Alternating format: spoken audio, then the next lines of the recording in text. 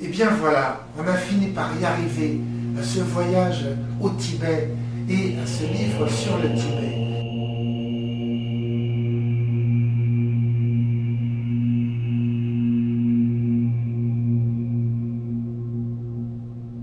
C'est d'abord moi-même, Éric Meyer.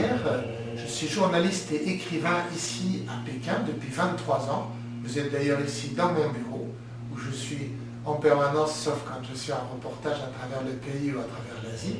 Et c'est aussi Laurent Zilberman, qui est reporter photographe basé à Paris et qui bourlingue à travers la terre entière en permanence. Il y a 20 ans, plus, à Taïwan, nous nous étions rencontrés et nous avions ensemble le rêve de nous rendre au Tibet, au pays des neiges, pour y faire un reportage, pour nous y promener, regarder, observer, rencontrer les gens, faire des photos merveilleuses, faire un beau texte et en faire un livre.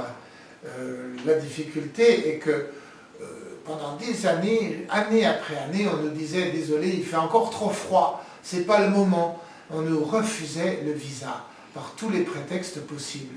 Et finalement, ce visa, nous avons fini par l'obtenir de la manière la plus imprévue qui soit, à savoir 3 mois après une émeute extrêmement sanglante qui a fait plus de 200 morts à Lhasa, le 14 mars 2008.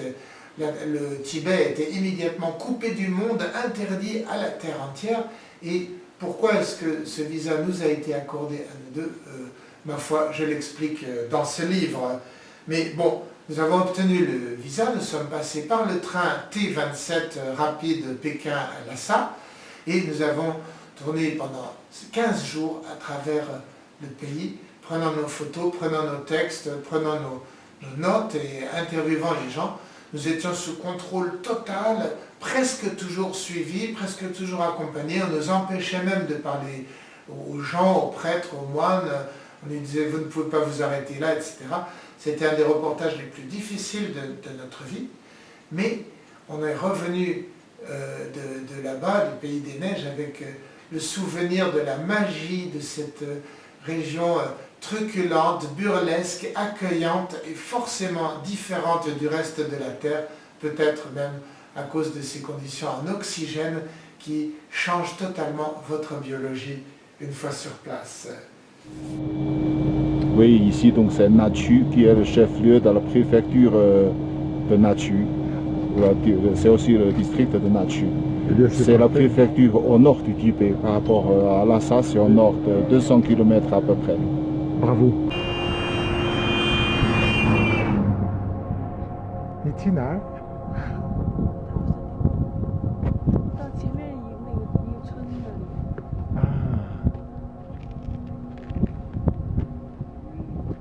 Mais la vraie difficulté devait arriver après, parce que nous étions donc cette difficulté après face aux éditeurs. Nous étions tout à fait d'accord et même volontaires pour témoigner de l'occupation policière lourde et dure, de l'oppression autoritaire visible et de la tension des gens ayant peur de perdre leur culture. Parfois, nous avons assisté à des cas de racisme dans les deux sens d'ailleurs, des Tibétains envers les Chinois, Han, et vice-versa. Mais la difficulté est que nous ne voulions pas faire de la Chine un espèce d'ennemi de bande dessinée, un espèce d'antéchrist à la George Bush. Le témoignage, c'était aussi de présenter ces routes neuves, ces canaux d'irrigation, cet éclairage à énergie solaire. C'était aussi le programme de prêt immobilier aux habitants des deux bords pour se faire des maisons à l'ancienne. C'était aussi les hôpitaux nouveaux et c'était aussi enfin ces universités bilingues et les emplois créés un peu partout.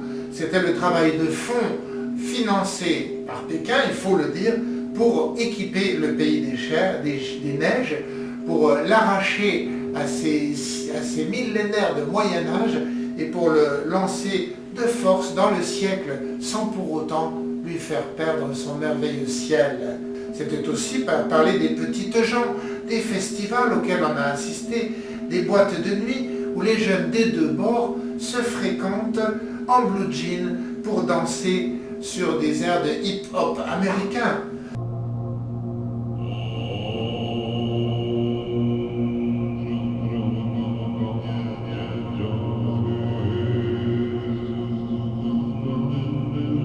Enfin, c'était l'image pour nous, la chance d'imaginer une synthèse des deux cultures spiritualistes tibétaines et matérialistes Han pour créer un monde nouveau à 3600 mètres d'altitude. Nous trouvions que notre message valait mieux que cela et que l'honnêteté intellectuelle passait par une image plus mesurée, plus balancée. Le Tibet était ailleurs que dans cette guerre froide.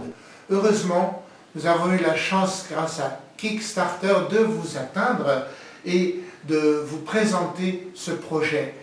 Le livre que nous avons rédigé ensemble est prêt. Il n'y a plus qu'à l'imprimer pour qu'il passe dans 3 langues, anglais, espagnol et français, en 3 livres différents en même temps, donc, et pour vous montrer le Tibet et la création libre, notre création. C'est tout cela qui s'offre à vous, loin des clichés trop faciles et des poncifs. Merci à vous tous et n'oubliez pas, le moindre euro compte pour faire aboutir ce projet. Avec vous, grâce à vous, on peut y arriver. Merci encore de tout cœur.